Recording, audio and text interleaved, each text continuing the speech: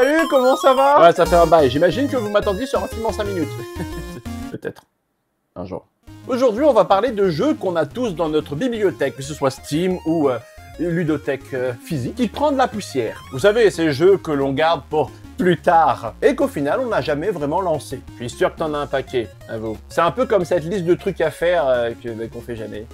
On a tous cette petite voix qui dit « Ce jeu est incroyable, je vais y jouer un jour !» Sauf qu'on finit par passer sa soirée à scroller sur Steam en cherchant le jeu à jouer. Alors que t'en as 250 qui t'attendent patiemment derrière. Le pire, c'est qu'entre-temps, la technologie, ça évolue. Et au bout de 10 ans, pouf, ton jeu est complètement injouable. Ah bah là, on peut remercier le progrès, hein, c'est sûr.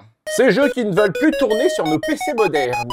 Il y a pas longtemps, je voulais jouer à The Last Express, un chef-d'œuvre de Jordan Mechner qui nous emmène dans l'Orient Express en temps réel. Moi, je me dis en ce moment, j'ai un petit peu plus de temps, je pourrais me plonger dans ce jeu. Je l'avais acheté sur Steam déjà il y a un moment parce que c'était en promotion. J'appuie sur jouer et là...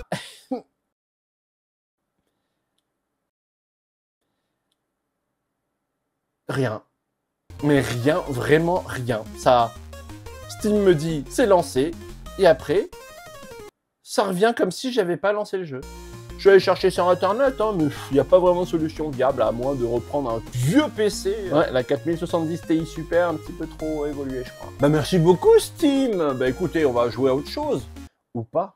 Les jeux qu'on ne trouve plus nulle part. Je me suis dit, bon, c'est pas grave. J'ai vu une petite vidéo passer et ça parlait de Captain Morgan et Saut Blonde. Et je me suis souvenu, bah ouais, j'ai pas encore pu jouer à Saut Blonde. C'est un petit jeu d'aventure point and click des années 2000, un peu kitsch. La jouvencelle, quel nom démodé! Mais qui a l'air sympa. Maintenant, je saurais jamais si c'est sympa parce que... Je l'ai cherché partout sur internet, il est pas sur Steam, ni sur GOG, ni sur Epic. J'ai pu l'avoir sur des sites un petit peu d'abandonware ou même de pirates. Je lance, ça fait rien. Je me suis peut-être fait infecter d'ailleurs. Et là, pouf, je me souviens d'un truc. À l'époque, je visitais pas mal de petits sites qu'il fallait pas. Oui, j'avais pas peur pour mon ordi. J'en avais profité pour faire une petite collection, voilà, de jeux gravés. Là, il y a Amnesia, Just Cause 2, Anno 1404, je devrais peut-être pas mettre ça sur internet. Et en tournant les pages, qu'est-ce que je vois? Oh, Saut Blonde! Je me dis super, je vais pouvoir enfin y jouer. Une petite question pour vous. Qui parmi vous a un PC actuellement avec un lecteur CD? Bah voilà, c'est foutu, c'est foutu. Je vais même pas aller chercher un lecteur CD. Ce serait comme si je rentrais dans une animalerie et que je demandais « Bonjour, est-ce que vous auriez un tyrannosaure, s'il vous plaît ?» C'est là qu'on se rend compte que le sujet de la préservation du jeu vidéo, c'est quand même un truc assez important. Les jeux avec des serveurs. Je vous parle pas des serveurs dans les restos. Ok, je m'en vais. Voici In Memoriam, le dernier rituel. Un jeu d'Ubisoft. C'est un CD qui va sur l'ordinateur. Moi, je pensais que c'était que les consoles qui faisaient les CD. Ce jeu a besoin de serveurs pour fonctionner dans un sens particulier. Il était incroyable ce jeu, c'est une énigme. En gros, le FBI, je crois que c'est le FBI, c'est toujours le FBI. On t'envoie un CD, il y a plein d'énigmes dessus, des trucs à décoder. Tu donnes ton adresse mail, tu recevras des mails des enquêteurs et tout pendant toute l'affaire. C'est des mails envoyés par robot, bien évidemment, mais bon... C'était classe. Contre, je crois, 5 € aussi à l'époque, tu pouvais aussi recevoir des SMS. L'immersion était totale. Parce que c'était dans la vraie vie que tu recevais les mails et les SMS. Tu devais aussi aller sur des sites internet, de véritables sites créés pour l'occasion du jeu, pour décoder des énigmes. Et des fois, moi, je pensais que c'était des vrais sites, tu vois. Mais non, c'est des sites faits par Ubisoft. Chacun leur nom de domaine et tout, ça a dû coûter une blinde. Bah, c'est fermé maintenant. Tout est fermé, tu peux pas... C'est comme si tu avais un livre à l'époque et que 10 ans plus tard, tu te dis « Tiens, je vais relire le livre » et bah, toute l'encre a disparu, il n'y a plus rien. Il te reste que la couverture.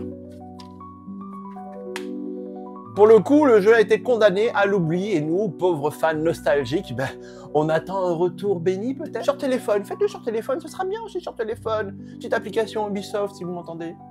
Les jeux qu'on finit par oublier volontairement. Bon, et puis, soyons honnêtes, il y a ces jeux qu'on oublie un petit peu volontairement. Ceux qui sont là, qui font la queue dans la bibliothèque, que tu vois à chaque fois que tu lances Steam, mais... un petit Dark Souls qui traîne comme ça. Non mais sérieusement, qui ne s'est pas dit, allez, cette fois-ci, je m'y mets sérieusement à Dark Souls, avant de se rendre compte que bah, mourir en boucle, c'est pas forcément ce que t'avais prévu pour passer une super soirée, quoi. Au final, tous ces jeux que l'on a dans notre bibliothèque, sur les disques durs, sur les CD, ou cartouches, qu'on n'a jamais vraiment touché, est-ce qu'au fond, finalement, ça nous rassurerait pas de les avoir? Et là, je ne parle plus de Steam ou quoi que ce soit, parce que les jeux ne nous appartiennent pas. en démat. Alors que GOG, bah, si tu télécharges ton jeu, bah, y a pas de DRM, c'est à toi. Enfin, en tout cas, je suis pas là pour faire la pub de GOG. Mais j'étais content de retrouver quand même le fichier du jeu sur mon CD. Pour ce blonde. Ça nous rassure certainement de savoir qu'ils sont là, quelque part, accessibles, si jamais vraiment tu veux, je sais pas, mettre une machine virtuelle, tu prends une bonne vieille console, tu mets ta cartouche dedans et tu t'amuses. Faut encore trouver la console maintenant, parce qu'avec les prix du rétro gaming, hein, c'est une grosse blague. Allez, dans les commentaires, dites-moi quel est le jeu que vous avez laissé traîner pendant des années, en vous disant peut-être un jour. Et n'oubliez pas de vous abonner parce que bah là c'est encore possible, parce que je suis là. Peut-être que plus tard je ne serai plus là. Je ne serai certainement plus là. De toute façon on doit tous un jour ou l'autre partir. Bon, allez, moi je vais aller fouiller pour voir si je retrouve pas un petit lecteur de CD quelque part. Non mais j'en ai pas, je sais que j'en ai pas. Des gros bisous à vous, à bientôt. Mouah.